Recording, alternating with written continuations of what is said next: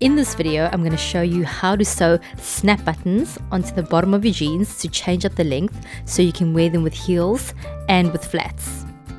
What you'll need is a needle, some thread similar in color to your jeans, some pearl head pins and snap buttons. First thing we're going to do is pin up the bottom of our pants to the height that we want them at for flat shoes.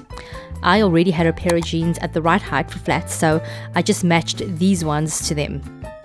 I'm using thread that is similar in color to my jeans, but honestly, the technique we'll be using is very discreet, so you don't have to be too fussed on the color of the thread. We're going to attach a snap on each end of the pants, just on the side of the seam, so it's easier to push the pin through. I bought a whole set of silver snap buttons for $9 off Amazon, and if you're not familiar with snap buttons, it's just a stud that pushes into a socket and keeps the fabric in place. I'm going to sew on the socket first, but please make sure it's facing the right way. I sewed it on the wrong way like 3 times and had to redo it, which was super annoying. So make sure the hole is facing upwards. I'm using my finger as a placeholder for the snap, and I'm gonna start the first invisible stitch. Going in from the inside of the jeans and pulling the needle through, you're gonna wanna push your needle right next to the thread so that when you pull it through, it creates the tiniest little stitch, which is pretty much invisible on these jeans. Then you're going to thread your needle through one of the holes on the socket. You can choose any one, it doesn't really matter at this point, as it's just to keep the socket in place. Now, holding the socket down with your thumb to keep it in the right position, you're going to thread the needle through the hole next to the one you started with. Then you're going to create another invisible stitch by pushing the needle through right by the thread, and as you push it through, you might not necessarily come through the same hole, so just keep holding the socket down with your thumb and wiggle the needle around until you get it through the right hole.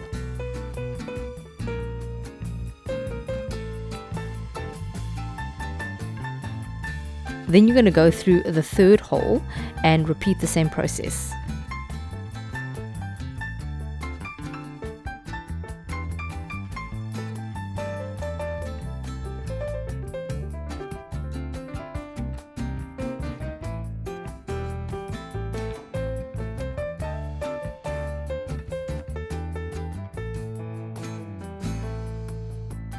Going through the last hole and repeating the same process again.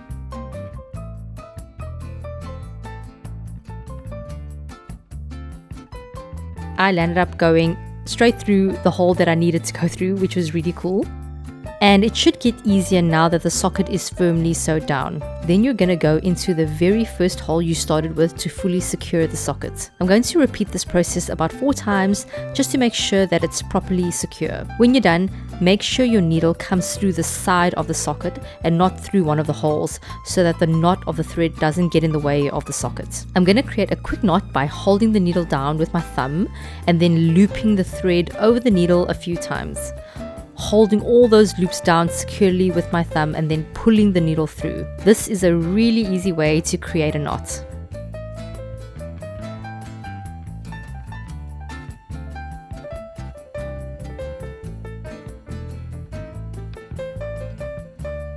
Socket secure, and you can't see any threads on the other side of the jeans, which is great. Now we're going to secure the stud. Fold the socket section of the jeans over and hold it in place. I know the stud is going to go around this area, so I'm going to go in and create that first invisible stitch.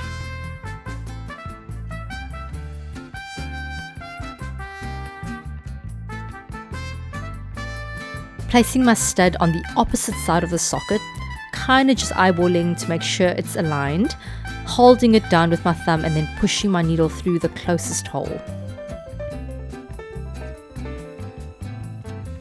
Then going through the hole next to the one I started with and repeating the same process I did with the socket.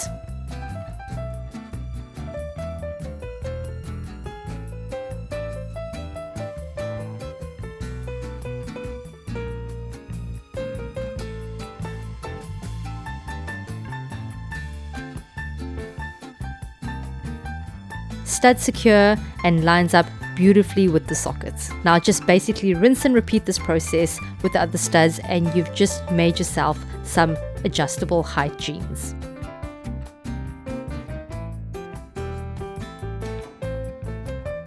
Thanks for watching this video and I'll see you in the next one. Bye!